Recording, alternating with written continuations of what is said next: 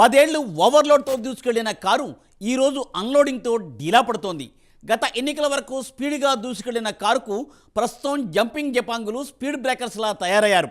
ఎవరికి వారు సొంత ఎజెండాతో పార్టీ కండువాలు మార్చేస్తూ ఉండడంతో హైవేపై వెళ్లాల్సిన కారు డొంకదారిలో పడినట్లవుతోంది.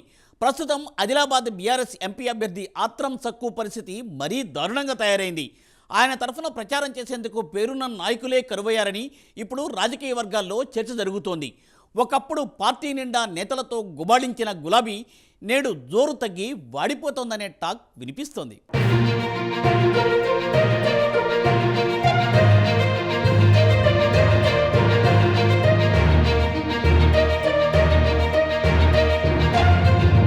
గత అసెంబ్లీ ఎన్నికల్లో టికెట్ త్యాగం చేసిన సక్కు దాదాకు ఈసారి బీఆర్ఎస్ పార్టీ లోక్సభ టికెట్ కట్టబెట్టింది. అధికారంలో ఉన్నప్పుడు టికెట్ కోసం అభ్యర్థుల్లో తీవ్ర పోటీ ఉండేది. క్యాడర్ సైతం ఎన్నికల ప్రచారానికి ఫుల్ జోష్లో వెళ్లేది. ఇప్పుడు ఈ రెండూ ఆ పార్టీలో కనిపించడం లేదు. గ్రామస్థాయి మొదలుకొని జిల్లా స్థాయి వరకు కీలక నేతలు, ప్రజాప్రతినిధులు పార్టీని వీడడంతో ఆత్రం సక్కుకు ఎన్నికల ప్రచారం ఓ సవాల్గా మారింది.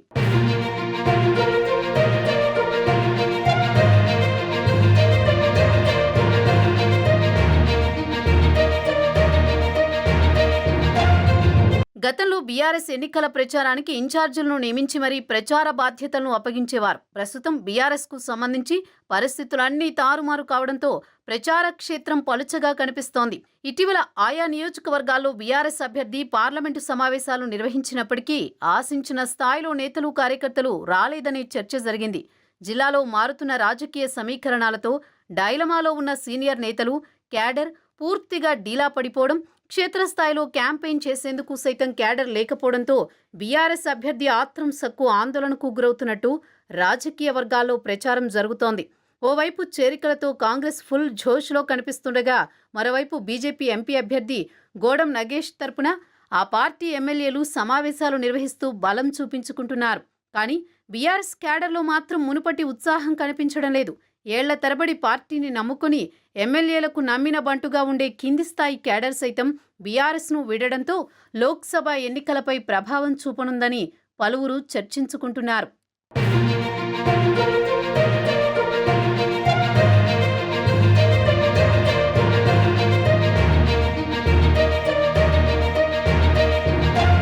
ఆదిలాబాద్ పార్లమెంటు పరిధిలోని 7 అసెంబ్లీ నియోజకవర్గాల్లోని ఒక్కో నియోజకవర్గంలో ఒకరిద్దరు సీనియర్లు తప్ప చెప్పుకోదగ్గ నేతలెవరూ కారు పార్టీలో లేరు.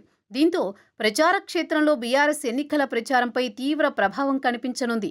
2019 ఎన్నికల్లో బీఆర్ఎస్ ఎంపీ అభ్యర్థి గెలుపు, ఇన్ఛార్జి బాధ్యతలను మాజీ మంత్రి ఇంద్రకరణ్ రెడ్డి చూసుకున్నారు. ఈసారి అసెంబ్లీ ఎన్నికల్లో ఇంద్రకరణ్ రెడ్డి ఓడిపోవడంతో పాటుగా తాజాగా ఆయన బీఆర్ఎస్ పార్టీ కార్యక్రమాలకు దూరంగా ఉంటున్నారు. దీంతో నిర్మల్ నియోజకవర్గంలో ఎన్నికల ప్రచారానికి బీఆర్ఎస్కు పెద్ద దెబ్బ తగిలింది.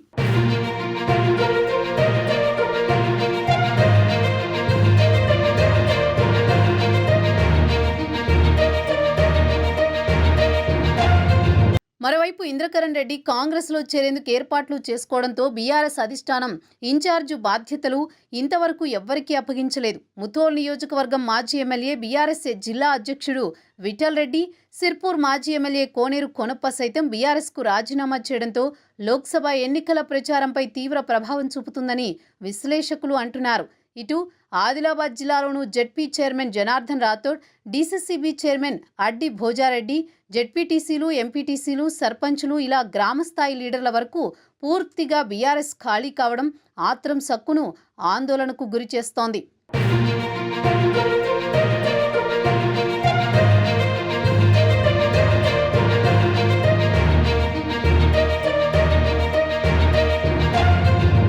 ఆసిఫాబాద్లో ఎమ్మెల్యే కోవలక్ష్మి, బోధ్లో ఎమ్మెల్యే అనిల్ జాదవ్, ఆదిలాబాద్ మాజీ ఎమ్మెల్యే జోగురామన్నలతో పాటు ఎమ్మెల్సీ దండే విఠల్ మాత్రమే ఆత్రం సక్కుతో సమావేశాలు నిర్వహిస్తున్నారు. ఈ సమావేశాలకు కూడా నేతలు, కార్యకర్తలు హాజరు అంతంతు మాత్రంగానే కనిపిస్తోందనే చర్చ జరుగుతోంది. ఇలా 7 నియోజకవర్గాల్లో అసలైన లీడర్లు పార్టీని వీడడంతో ఆత్రం సక్కుకు ఎన్నికల ప్రచారం కత్తి మీద సాములా తయారైంది. బీఆర్ఎస్ నుంచి లీడర్లు పార్టీ మారారే తప్ప తమ క్యాడర్ మా వెంట ఉందని ఆ పార్టీ ధీమా వ్యక్తం చేస్తున్నప్పటికీ క్షేత్రస్థాయిలో ఆ పరిస్థితులు కనిపించడం లేదు. ఇంకా బీఆర్ఎస్ నుంచి మరికొంతమంది సీనియర్ లీడర్లు పార్టీని వీడేందుకు సిద్ధమవుతున్నట్లు తెలుస్తోంది.